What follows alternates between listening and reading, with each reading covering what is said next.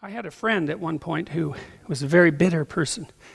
And he had a bunch of problems, and some of them were self-inflicted, and some of them were fate, I suppose. And he had become very, very destructive, murderously destructive, genocidally destructive, I would say. You could see it in his dreams.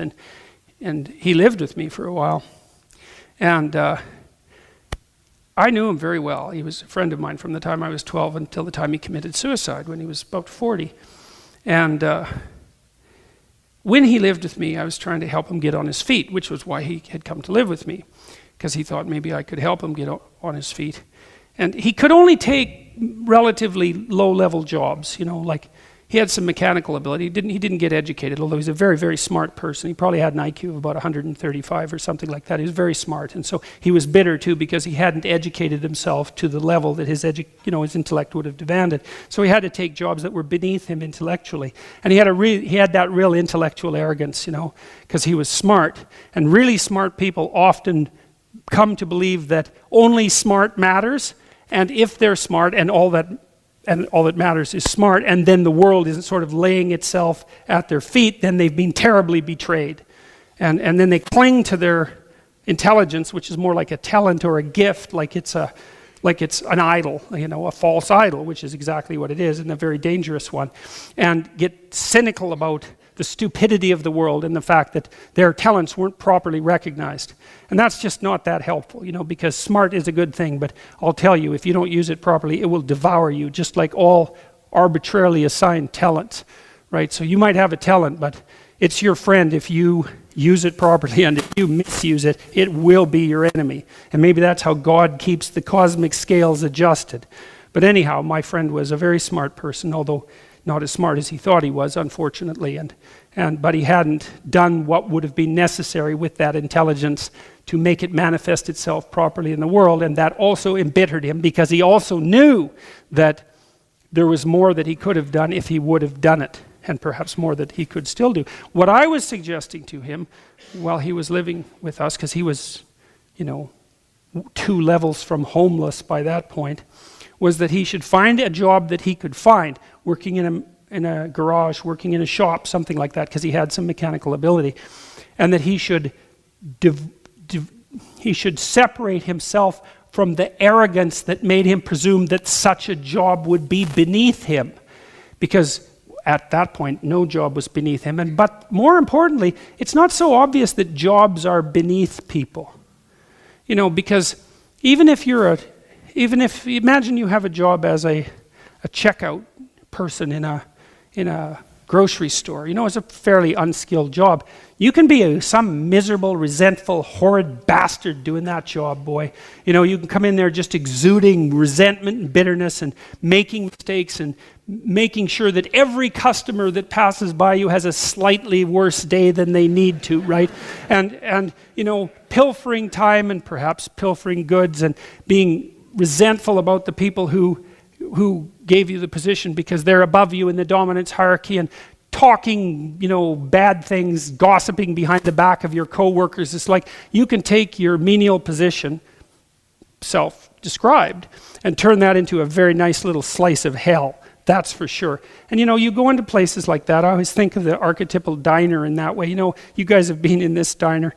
There's a really good opposite diner, and there's a great video on YouTube. It's Tom Waits reading a poem by Bukowski, and I think it's called Nirvana, and it's about a good diner that he happened to visit. Bukowski happened to visit when he was on a bus when he was a kid.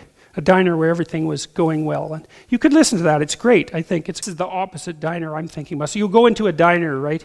It's 7 o'clock in the morning, and you order some bacon and eggs and some toast, and then you look around in the diner and you think, it was like 1975 when the windows were last washed, and there's this kind of thick coating of who gives a damn grease on the walls, and the floor too has got that sort of stickiness that you really have to work at to develop over years, and the waitress she's not happy to be there, and the guy behind the counter isn't happy that happens to be the waitress that he's working with, and then you walk down the stairs maybe to the washroom, and that's its own little trip.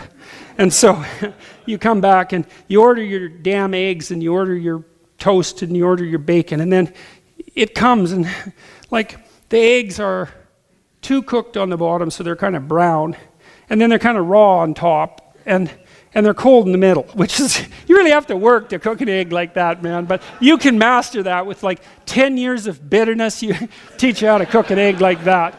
And then the toast, here's what you do with the toast, right? You take the white bread, you know, the pre-sliced stuff that no one should ever eat. And then you put that in the toaster and you overcook it. And then you wait, and then you pop it out of the toaster. And then because it's overcooked, you scrape it off.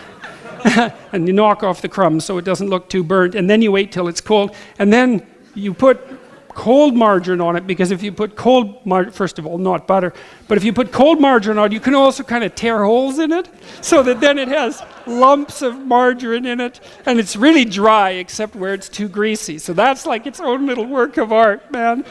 And then you put that on the side with the eggs, and then you have the potatoes, and this is how you cook the potatoes properly. Yeah.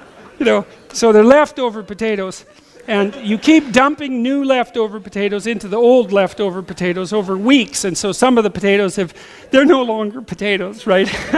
They've half returned to Mother Earth.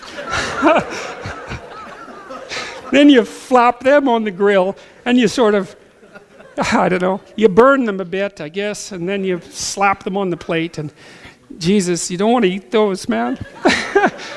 That's for sure, and that's the point. And then you have the bacon, and you want to make sure you buy the lowest possible quality bacon. That's how you start. And then you throw it on the grill, and your grill has to be overheated to do this. You have to cook the bacon so that it's raw in places and burnt in other places, and it has that delightful pig-like odor that only really cheap, badly cooked bacon can provide. Or maybe you use those little breakfast sausages that no one in their bloody right mind would let within 15 feet of anything living, you know. And then you serve that, right? And you serve it with the kind of orange juice that is only orange in color. And with coffee that's, what would you say? It was started too early in the morning. That's the first thing. Bad quality coffee started too early in the morning, got cold once or twice and has been reheated. And then you serve that with whitener. It's like, here's your breakfast. It's like, no, man, that's not breakfast. That's hell.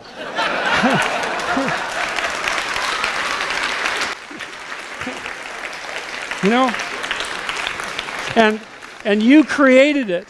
And then what you do, if you have a diner like that, is because you have a miserable life if you have a diner like that, and you've really worked on achieving that, is every night you go home and you curse your wife and you curse your kids and you fucking well curse God too for producing a universe where a diner like yours is allowed to exist. And that's your bloody life.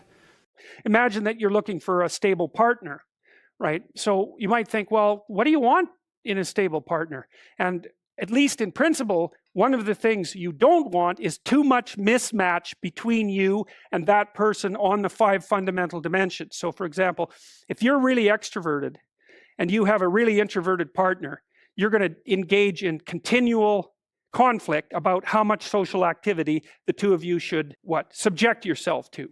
And it's very, very difficult for people who widely differ on those dimensions to come to consensus, because it's not just a matter of opinion, right? It's really a matter of different, if you're looking at extremes, of really different types of people. And the thing about introverts is they just don't enjoy large-scale social interaction that much. One-on-one, they're often fine, but in a group, they don't like that, and it tires them out. Whereas a real extrovert, it's like you isolate them, and they just wither on the vine, because a huge part of what actually motivates them in a positive way is tangled up with social interaction.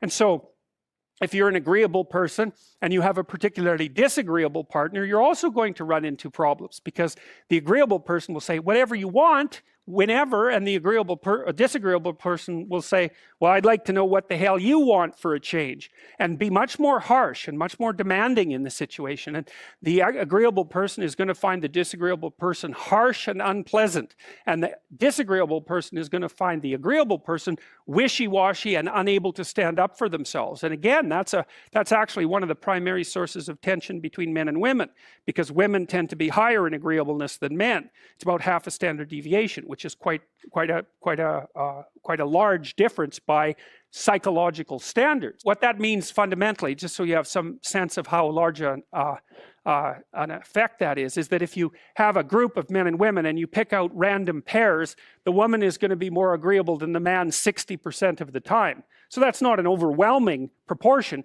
but it's reliable, and it's quite large by psychological standards.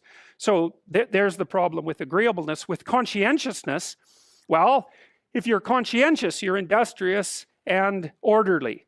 And orderly people seem to be sensitive to disgust, which is something we'll talk about in detail later. We've had a hard time specifying exactly what makes industrious people industrious, because it's hard to come up with an animal model for that sort of thing, and there's no theoretical model. But our latest idea is that, it's not my idea, it's actually the idea of my graduate student, Christine Brophy, is that industrious people find it unpleasant and unsettling to not be doing something. So it isn't so much that industriousness makes them happy or fills them with positive emotion. That would be more extroversion, right? Because extroversion is the positive emotion dimension. It's that industrious people can't stand sitting around doing nothing.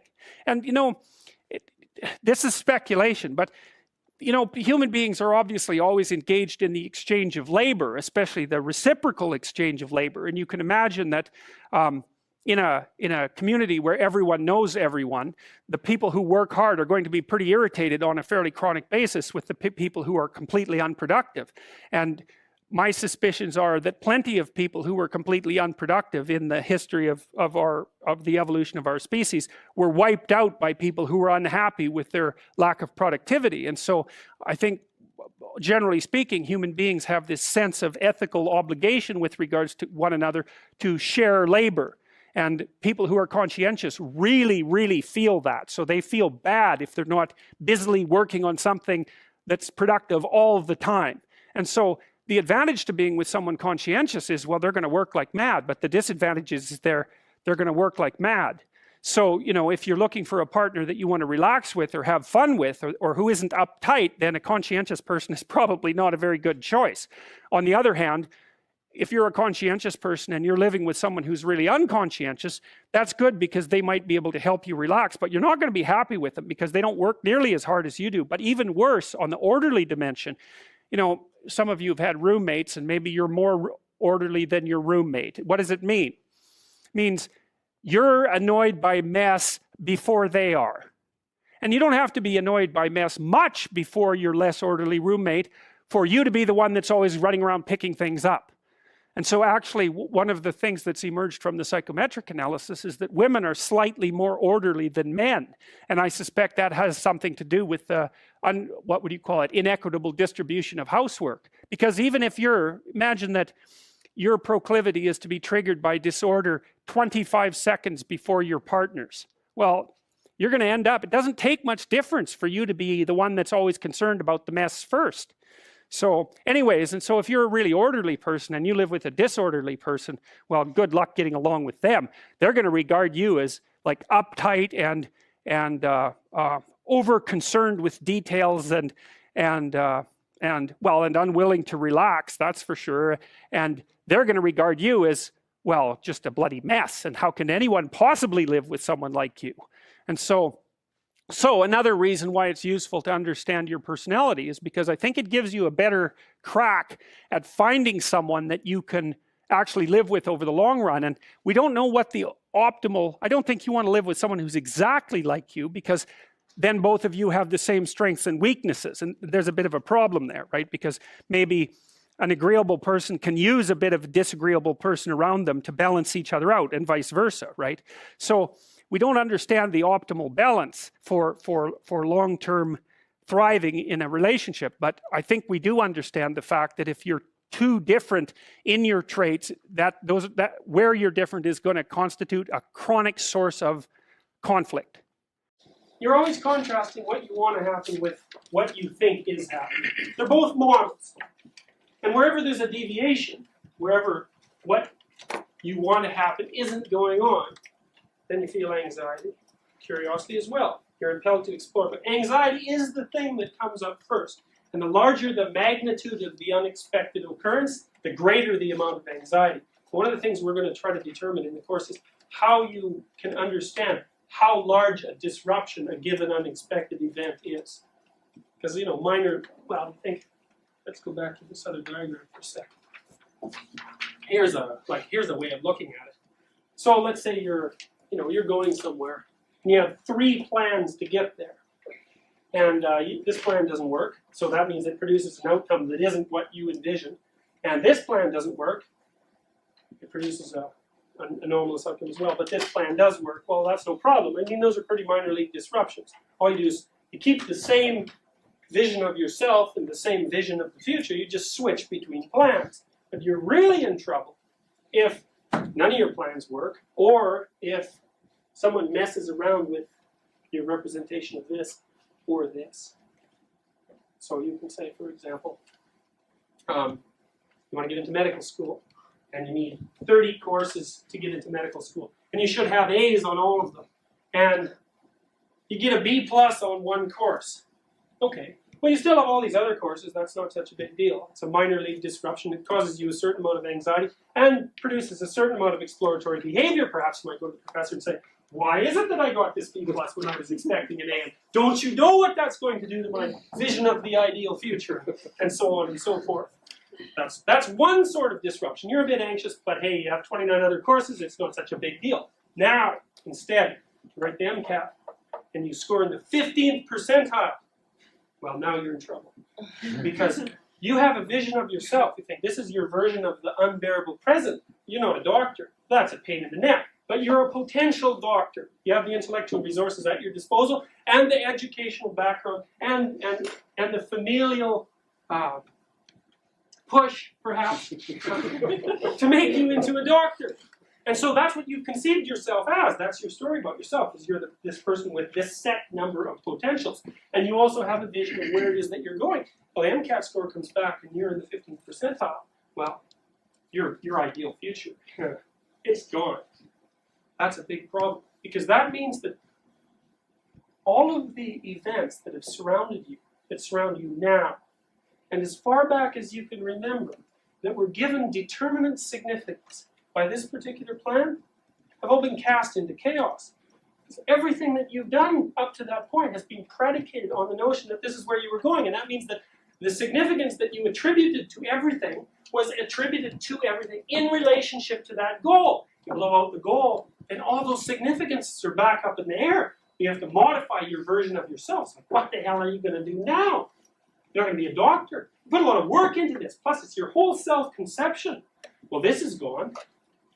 This is gone. I mean, this is irrelevant, right? I mean, the other 29 courses, why the hell are you even here now? So that's one example of the levels at which anomalies can occur. Minor league anomalies, no problem. You just scoot around them and you go to the same place. Major league anomalies, it's a new ideal future. Now, that's part of the reason that people are so prone to ideological conflicts. It's like, this is an ideology, you could say. It has a particular version of the way things are now. You look at communist ideology, it's pretty explicit. What's the unbearable present, so to speak? Well, I know this is a bit dated, but we're running out of hardline ideologies to poke fun at, so I have to use an old one. But the unbearable present is the class struggle, and we have reasons for that. It's basically the fault of the rich who are exploiting the poor. The ideal future is the point at which those unfair divisions of capital are eliminated, and there's a whole bunch of means to that end. That's an ideology. Well, someone else has a different ideology, a different version of the significance of current events, a different version of the significance and the nature of the ideal future, and a completely different apprehension of how to transform one to the other. When those two cultures come into contact, well, first of all, they make each other anxious because they're not commensurate. They're not commensurate goals. And if this is the structure that regulates emotion, well, what's going to happen? Well, you can't just give up your damn plans, because then your emotions are dysregulated. You fall into chaos, so to speak. You don't know where you are, and you don't know who you are, you don't know what to do, and you don't know where you're going. And that makes you anxious. Neither side is going to give up their certainty. Well, the only thing left then under those circumstances is conflict. And you see this. I mean, look, how do arguments escalate? An argument with someone that you love, even, they want one thing, you want another. You discuss it, you're not getting anywhere. Your tempers raise because the abstract discussion isn't helping. Finally, you give up. Maybe you move to violence to solve your problem, to hammer out the story, so to speak. You can do that by oppressing the person who has a different viewpoint. What is your advice for finding a sane, sound therapist? And do you think a fruitful psychotherapeutic relationship requires a therapist to have specific temperamental compatibility or even literacy and interests that align with the patient? Well, I would say with regards to finding a sane and sound therapist, there's some practical things you can do. I guess this is more relevant if you live in North America, and I'm not sure exactly what the training requirements are in other places in the world, but your best bet, I would say, is to find someone who's appropriately trained, and I would regard someone who's appropriately trained as a psychotherapist to be someone who's, I think you're safer if you go with someone who's trained at one of the big research schools and you have a therapist who's well-versed in psychotherapeutic practice, but who's also sufficiently educated scientifically to be able to understand the scientific literature. And you can be pretty certain of that if you find a therapist who's got their PhD rather than a PsyD. Not that there's anything necessarily wrong with PsyDs. If they received their PhD from an American Psychological Association approved school of clinical psychology.